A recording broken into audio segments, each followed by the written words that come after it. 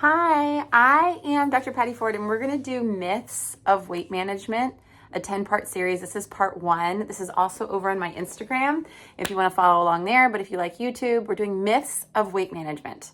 And today we're going to talk about keto. And the myth is keto is the best way to lose weight. There's a lot of absolutes in that statement. Best being you're assuming there is a hierarchy of how to end up in this perfect state of health. And I inserted that word perfect.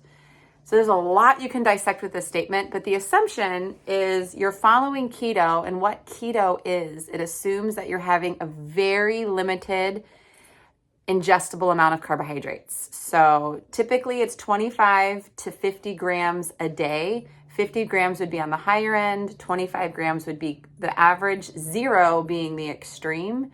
And the goal of that is to put the body in a state of ketosis, or sometimes called fat burn, where you're using body fat as fuel versus using blood glucose or using maybe glucose. You're going to burn through the glucose that's stored in your muscles and your liver, which is about 900 calories worth for the average bear. For someone that has a lot of muscle, a lot of glycogen storage, it could be a little bit longer. So what happens is in the first week, maybe first 10 days, you're going to lose a lot of glycogen storage. And you also hold on to a lot of water when you go through glycolysis or the metabolism of glucose. It produces a lot of water. So a lot of times when you're not using glucose as fuel, you lose a lot of water weight.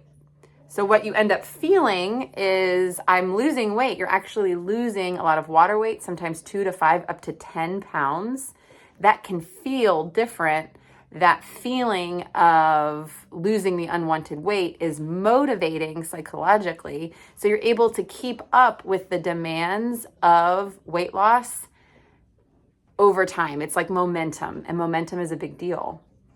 The hardest part with keto is when you lose that momentum, you lose that feeling of motivation or discipline, which depending upon the person could last longer.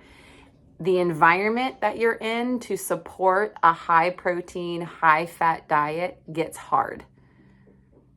The social life to support a high fat, high protein diet gets hard. So maintenance and sustaining a keto diet is very difficult.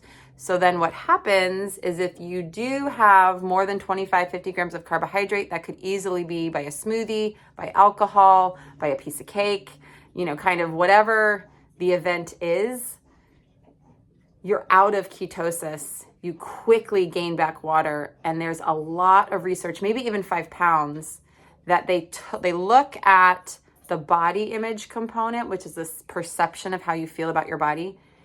That improvement erodes quickly, even with a little bit of weight gain, 5 pounds, 6 pounds, and then the cycle starts over again.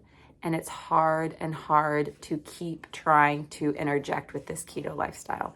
And so it's not been shown in research to be successful compared to low carbohydrate, modified carbohydrate, low fat, compared to higher lean protein. And so long-term meaning 1 to 2 years. So if you're considering, or if you've heard that keto is the way to go, from my professional opinion, it's not the most transformative. And you will hop on a train where you potentially have to get off and on and off and on and off and on. And this cycle that could lead to a lot of burnout and frustration, and frankly, really poor body image, which you can't like and heal something that you hate. It's impossible to do. Stay tuned for part 2.